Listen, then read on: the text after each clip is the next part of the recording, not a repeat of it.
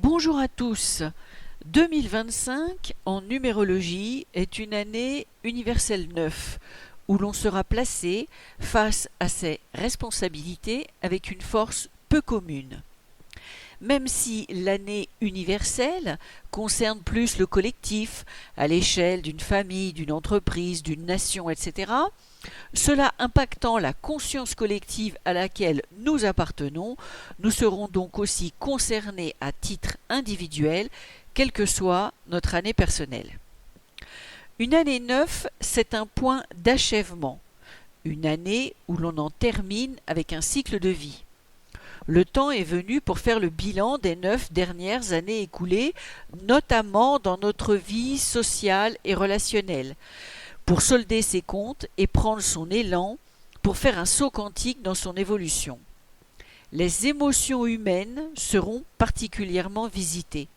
Le 9 est la vibration la plus cathartique qui soit, offrant de belles opportunités de résilience, de délivrance, attendues parfois de longue date, jusqu'à 9 ans, mais pouvant prendre la forme aussi d'une purge karmique pas toujours agréable à vivre.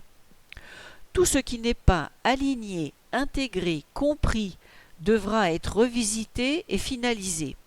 Les dossiers restés en suspens devront être classifiés, ce qui peut au passage donner l'impression de vivre la répétition des scénarios de vie, notamment dans l'aspect social de notre vie. Mais par contre, ce qui sera traité le sera une bonne fois pour toutes. Il faudra savoir se positionner pour ne pas rester le cul entre deux chaises et le faire, point capital, avec une certaine sagesse stoïcienne, avec un maximum de maîtrise émotionnelle. De la façon dont chacun va se positionner, être dépendant ou autonome, être suiveur ou décisionnel, influençable ou lucide, dépendra un démarrage plus ou moins harmonieux pour le cycle des 9 années à venir. Mon conseil, ne pas être tenté de jouer les sauveurs, car c'est le péché mignon du 9 qui adore prendre soin des plus petits que soi. Certes, c'est louable, mais qui bien souvent oublie de gérer ses propres dossiers de contentieux et préfère jouer au paternaliste protecteur, voire même castrateur avec les autres. Bref, chacun devra balayer devant sa porte avant d'aller faire le ménage chez les autres. En année 9, on récolte ce que l'on a semé durant le cycle écoulé, les lauriers comme les factures impayées, en bref, les conséquences de ses choix.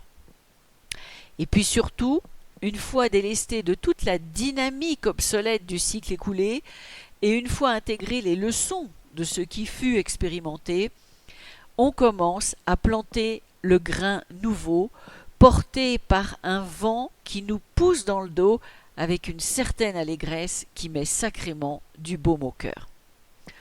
Pour conclure, je dirais, celui qui tiendra jusqu'au bout, celui-là sera sauvé. Voilà, j'espère que cette brève présentation de l'année 2025 qui arrive à grands pas sera éclairante dans vos choix. N'hésitez pas à liker, à commenter et à vous abonner à ma chaîne. À bientôt.